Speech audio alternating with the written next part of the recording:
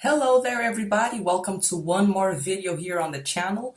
Today we are actually going to answer a question that a follower asked, and you can also ask your questions by clicking on the link in the description of this video, and you can participate in this series of video called Ask TARY. Just send me your question and I'll make a video if your question gets chosen, and I'll upload it to YouTube. So this question is about, TARY, how can I realize my dream of finding someone special and getting married if I feel so guilty for abandoning my mom, and also because I've been told my whole life that no one would ever love me? Yeah, that's an amazing question. I'm going to try to give you some useful tips so you can realize that dream of yours of having a healthy relationship. And before we get started, if you want to participate, send me your question in the link below. Also, the Inner Mastery Lab is about to launch again on March 9th. We are going to open the cards, and you can participate in this 10-week program that was created specifically for children of narcissists, so that you can understand what you've been through, how it's affecting your ability to be happy to this day, and also know some practical means for actually building a sense of self and feeling psychologically free from your parents in your adult phase. Other than that, the other news is I have a new English-only Instagram account, and it's Tariana Rocha, all together, okay? No underline, no anything else. Tariana Rocha. You can follow me there. We've been posting daily bits of information and inspiration regarding this subject and healing from childhood narcissistic wounds. All right, so let's get on with the question. And the first thing I want to tell you who asked this question is that because narcissists don't really have their own sense of self, and they depend on this mask that they wear, it really bothers them when other people start developing their own individuality. And what this entails is that narcissistic parents feel tremendous envy towards their children. And people who are pathologically narcissistic, obviously here in the videos we're talking about pathological narcissistic traits and not healthy narcissistic traits, which I will do a video on that one day as well. These are great traits to have. So basically, if I don't have a sense of self and I need to feel like I exist, and you're my child and I have pathological narcissistic qualities, what I'm going to do is I'm going to act and talk in such a way that as you build your own sense of self, which is a great threat to me because it reminds me that I don't have a self, right? I'm going to gaslight you, and I'm going to actually make you second guess yourself and minimize your worldview, your emotions, your desires. And all of these little subtle types of interaction are going to make you feel like the things that come from inside of you are not valid. So what this means is that you're taught that your feelings aren't valid, your desires aren't valid, the things that you perceive are ridiculous, and basically anything you produce is never going to be good enough. The narcissistic parent needs their children to feel like they're not up to par, because this is how they hold emotional and psychological control over their children. This control is the mechanism through which they acquire their narcissistic supply. And children are viewed as extensions of the narcissist, having the only role of providing a constant flow of narcissistic supply, which could be attention, applause, validation, fear. Lots of parents use fear to control their children. Status. It could be money, or it could be a certain reputation. As you know, for example, we have the communal narcissist, which is a type of narcissist that depends specifically on being considered really benevolent and loving and great for society. But in truth, they have quite pathological tendencies when it comes to interpersonal relationships. So a narcissist basically is going to do things so that you empty yourself of yourself. And you're going to do this because if this narcissist is your parent, or even a romantic lover, you want to be loved by this person, right? And if they're your parent, then you really trust them, because our parents are gods when we're children. And in order to avoid losing God's love, losing the goddess's love, if we're talking about your mom, what you're going to do is you're going to lose yourself. You're going to lose yourself in order to try to fit into what she or he tells you you are. So this is where we start getting into actually answering your question. How do you realize your dream of having a romantic relationship that is healthy if you were told that no one would ever choose you? Well, first and foremost, you must understand that you don't know who you are. If you are living with someone who is a pathological narcissist, you have been gaslighted your whole life to believe what they tell you about yourself. And they're going to tell you things that are specifically going to destroy your sense of self, because this is specifically what narcissistic abuse does. It must destroy another person's sense of self so that that person can be just an empty vessel for my projections. And then I get to feel like I exist, but you can't exist.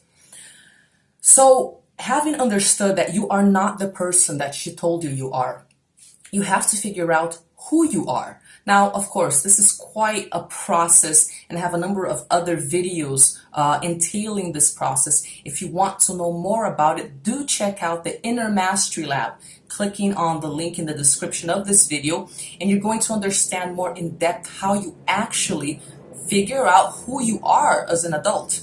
But I'm going to give you some tips in this video.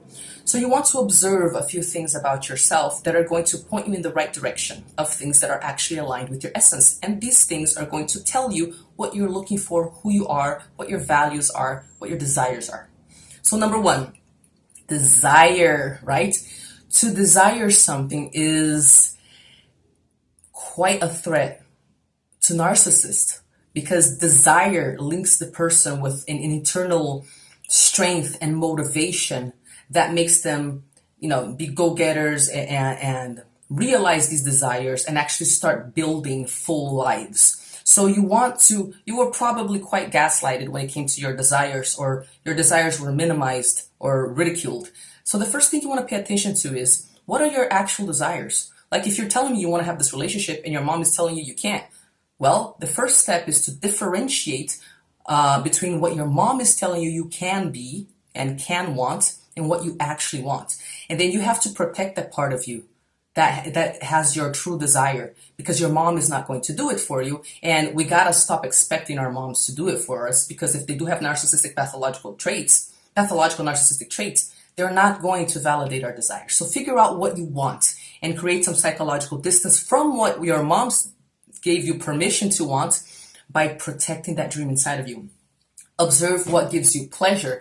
Absolutely. I believe reality was structured in such a way that we were meant to feel pleasure. My argument for this is that when you are doing things that are not aligned with your true self, well, this is when you get depressed. This is when you start having anxiety disorders, and this is when you're unfulfilled, you feel the proverbial inner void, you're lost, and you can't really put a finger on why.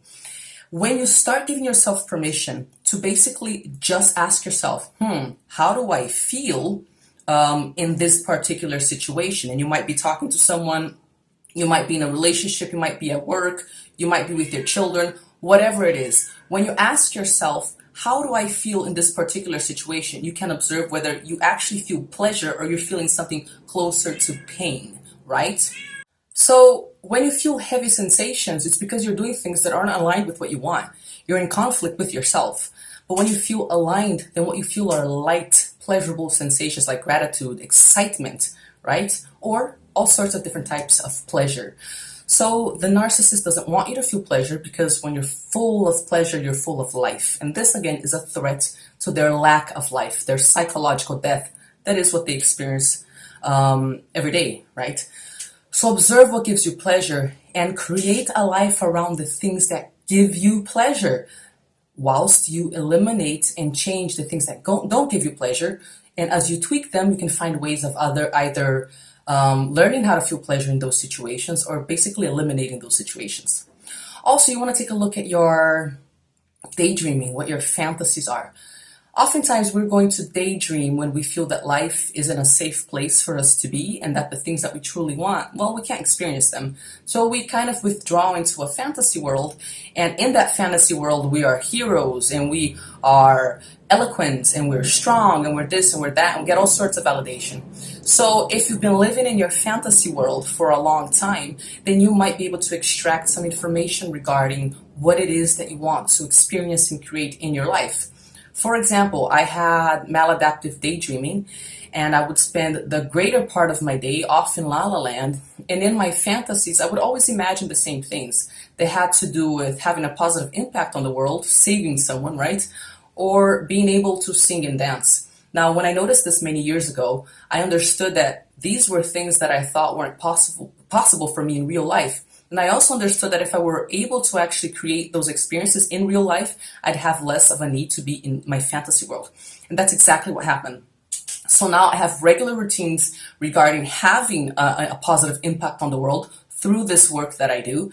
And I also have regular routines where I take singing lessons, and I write my own songs, and I have a little mini dance studio at home so I can dance 1 o'clock in the morning if I want to.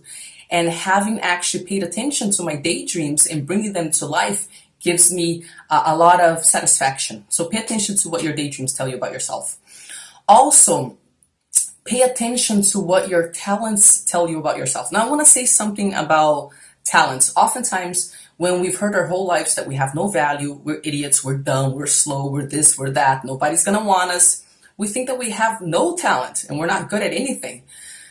Now, it's quite unfortunate because the reality is every single brain is equipped to be good at something. Like, it's just because you were born and your brain has certain genetic predispositions and you learned certain things, even as defense mechanisms that can be turned into talents later on. But the thing is, everybody has things that they are equipped to do more easily and better than other people. So for me, it's super hard to calculate things in my head. Like, math is super hard for me, but it's not hard for me at all to analyze an emotional state and to explain this to someone else. So I've always been told, for example, that I'd be a great psychologist, and I'm not a psychologist. But even before I started doing this work, everyone was like, Tariana, you have to be a psychologist. It's amazing the way that you have, positive feedback for people, and you reconnect them to their true selves. I found another way of helping people reconnect to their true self, because this is something that apparently I do naturally. Before the YouTube channel, before everything, my friends would always tell me when they were in a time of need, Tari, when I'm in crisis, I call you because you always get me back to my axis and I become sane again. I can find my inner wisdom. So I didn't think this was something important or a talent or anything, but that's because I hadn't actually developed and nurtured it. So before you go off and you're like, oh, I don't have any talent, Tari, I don't know how to do anything, my question to you is, how much have you actually paid attention to yourself and developed these parts of you that are so natural to you? As you observe these things that are absolutely natural to you, you also observe what gives you pleasure. Because when we are executing the activities involved in our talent, we feel flow. And this is a tremendous type of pleasure. So where do you feel flow? What do you do so naturally that you can tell, wow, this is really part of who I am? Having observed all of these things, right? You observe your desire, and then how do you use what you observe? Well, you create routines around your desire. Oh, but this causes me guilt and shame. Well, you have to take steps despite the guilt and shame. Otherwise, the guilt and shame are always going to control you. So there's no other way of facing things like fear, guilt, and shame other than facing them. So you observe your desire and you start making little decisions that are going to allow you to create a life based on your desire. Pay attention to your curiosities. Allow yourself to run risks. Children who are not securely attached to their parents often feel unsafe in the world and they don't take risks. So they're stagnant. Their life is always the same. They're always in the same sort of patterns. Allow yourself to take risks. Observe your pain, because it's going to tell you when you're misaligned, and also observe your pleasure. Now, okay, having said this, right, that you need to differentiate between who you are and who your mother gave you permission to be, and you need to differentiate between what you actually want for yourself and what your mother gave you permission to want. I'm also going to give you a specific tip with regards to the actual relationship that you want to have. There is a concept that I call the sacred relationship. And basically it works like this. Because your mind cannot tell the difference between something you're imagining and something that's actually happening. And also because your mind can't tell the difference between something that's happening now and something that you're just remembering that happened in the past, we actually have the ability to create nowadays situations in which, in a relationship, we receive the things we did not receive in that first relationship with our narcissistic mom or dad that left the wounds. If we analyze where our needs were not met then, if we analyze what was not right about the relationship then, and from all of our bad experiences, and also from research that we can do online regarding what is a healthy relationship, do this research. You will actually come up with a list of prerequisites for a healthy relationship. Once you analyze everything that you did not receive from other relationships, you can ask yourself, what is the opposite of this? And then you can extract from your bad experiences a list of characteristics that have to exist in order for you to have a relationship with someone. And in this sacred relationship, the specific purpose is generating what you couldn't generate in that other unhealthy relationship, feeling what you couldn't feel, doing what you couldn't do, and being who you couldn't be. So for example, the prerequisites for a person to exist in my life is I have to be myself around that person. That's the first prerequisite. There is a safe space in the relationship for conflict. I can tell them that I disagree and vice versa, and the relationship isn't going to come to an end because of it. We're not going to fight. We might, fight a little bit, but there's safety in which I know in the situation where I know the person is going to listen to my side of the story and vice versa, right? So there needs to be a safe space for conflict. The person needs to be in love with their own life and have an individual existence, but also want to exist alongside with me. So this is another prerequisite. I don't want to be your life. I want you to have a full life and come to me with your beautiful full life and say, hey, you have a full life too. Let's share instead of, oh, I'm empty inside and come heal me, right? So basically what I'm telling you is do research, figure out what is a healthy relationship. What would allow you to experience, feel all of the things that you did not experience and feel in your toxic relationship, and only allow people into your life who are going to help you live this healthy relationship, who want to create a sacred relationship. And really, I suggest that you specifically go for the healthy relationship, because otherwise, when we have these types of wounds, we get ourselves into all sorts of situations because we feel so empty inside. So have the specific goal of creating a sacred relationship. And last but not least, understand that nature intended for all of us to grow up and have our own children, if that's what you want, have our own relationships, have our own life, have our own existence. And it is absolutely unnatural for us to feel that this is some sort of betrayal against our parents. They were allowed to have relationships, weren't they? How come you're not?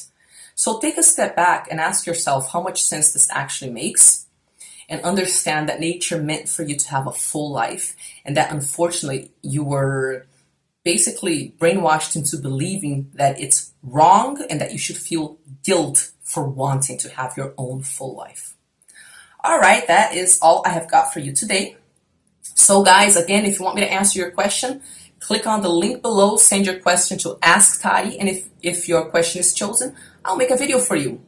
Number 2, keep an eye out for the Inner Mastery Lab. We are launching our second group of 2020 on March 9th. You can be part of this 10-week program where you're going to get some real support and direct access to me, and you can understand what you're going through and how you're going to find strength and wisdom and the courage to take the steps that you need to take for your mental health, right?